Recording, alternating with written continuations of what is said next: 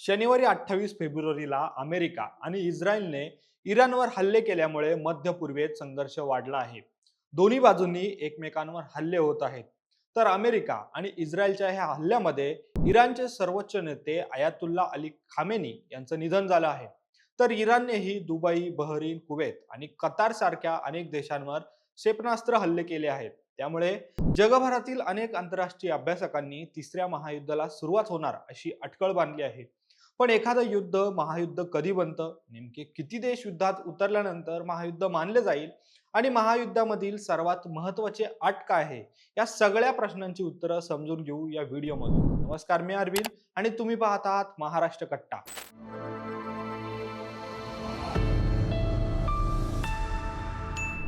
28 February 2026 ला America आणि इस्रायलने इराणवर संयुक्त लष्करी हल्ला केला. या मोहिमेला अमेरिकेने ऑपरेशन एपिक फ्युरी असं नाव दिलं आहे. तर अमेरिकेने हा हल्ला करण्यामागचा मुख्य उद्देश म्हणजे इराणला अणुबॉम्ब विकसित करण्यापासून रोखणं आणि त्यामुळे जग तिसऱ्या महायुद्धाच्या उंबरठ्यावर पोहोचल्याचं बोललं जातंय. पण एखादं युद्ध महायुद्ध कधी बनतं, आता हे पाहूयात. खरं म्हणजे कोणत्याही युद्धाला महायुद्ध घोषित करण्यासाठी विशेष असा कसलाच मापदंड नाहीये. पण इतिहासकार आणि लष्करी तज्ञ वेगवेगळ्या निकषावरून महायुद्धाची व्याख्या करतात. याचाच अर्थ महायुद्ध घोषित करण्यासाठी युद्धात सहभागी असलेल्या देशांची संख्या विचारात घेतली जात नाही.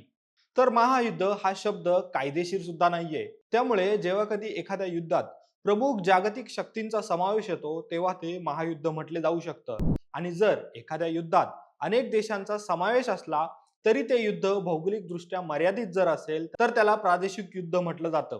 मात्र एखाद्या युद्धात जर मोठ्या महासत्तांचा समावेश असेल तर कमी देशांचा सहभाग असलेले युद्धही महायुद्ध म्हटलं जाऊ शकतं. आता पाहू महायुद्धाच्या प्रमुख अटी कोणत्या आहेत. तर महायुद्धामधली प्रमुख आणि महत्वाची अट म्हणजे अमेरिका, रशिया आणि चीन सारख्या प्रमुख जागतिक शक्ती आणि नाटो सारख्या प्रमुख लष्करी ताकदीने जर थेट युद्धात सहभाग घेतला तर ते महायुद्ध म्हटले जाऊ शकते. त्यामुळे 1914 ते 1918 दरम्यान झालेल्या पहिल्या महायुद्धात आणि 1939 ते 1945 दरम्यान झालेल्या दुसऱ्या महायुद्धात महत्त्वपूर्ण लष्करी शक्ती असलेल्या शक्तिशाली देशांनी थेट संघर्षात भाग घेतला होता आणि त्यावेळी हा संघर्ष जगभर पसरला होता.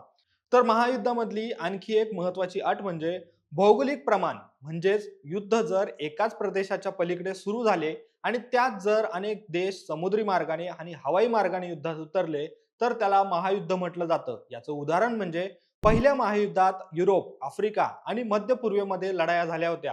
तर दुसऱ्या महायुद्धात युरोप, आशिया, आफ्रिका आणि पॅसिफिक पर्यंत संघर्ष पोहोचला होता. पण सध्याच्या संघर्षाची परिस्थिती ही महायुद्धाची आहे का? तर अमेरिकन सैन्याने शनिवारी 28 फेब्रुवारीला सकाळी इराणवर हल्ला चढवला. यामुळे जग तिसऱ्या महायुद्धाच्या उंबरठ्यावर पोहोचलंय अशी चर्चा आता सगळीकडे सुरू झाली आहे. याचं कारण म्हणजे अमेरिकेनं इराणची चहूबाजूने कोंडी केल्यामुळं इराणनेही पलटवार करत तब्बल 7 देशांवर हल्ले केले आहेत. त्यामुळे विशेष म्हणजे इराणला रशिया आणि तुर्कीचीही रसद मिळू शकते अशी शक्यता आंतरराष्ट्रीय अभ्यासकांनी वर्तवली आहे. त्यामुळे 3 देशांमधील युद्धामुळे जागतिक महायुद्धाची भीती निर्माण झाली आहे. याचं कारण म्हणजे 3 देशांच्या या हट्टी भूमिकेमुळे जगातील 140 देशांच्या अस्तित्वाचा प्रश्न उपस्थित होणार आहे. आणि याचं कारण म्हणजे अमेरिकेने इराण विरुद्ध कारवाईत आपल्या सर्वात घातक B-2 स्पिरिट स्टील बॉम्बचा वापर केलाय. अमेरिकेतून थेट उड्डाण करून या विमानांनी इराणमधील भूमिगत बॅलिस्टिक क्षेपणास्त्राच्या केंद्रावर भीषण हल्ला चढवला आहे. या मोहिमेत 2000 पाऊंड वजनाचे डझनभर GPS मार्गदर्शित बॉम्ब टाकण्यात आले आहेत.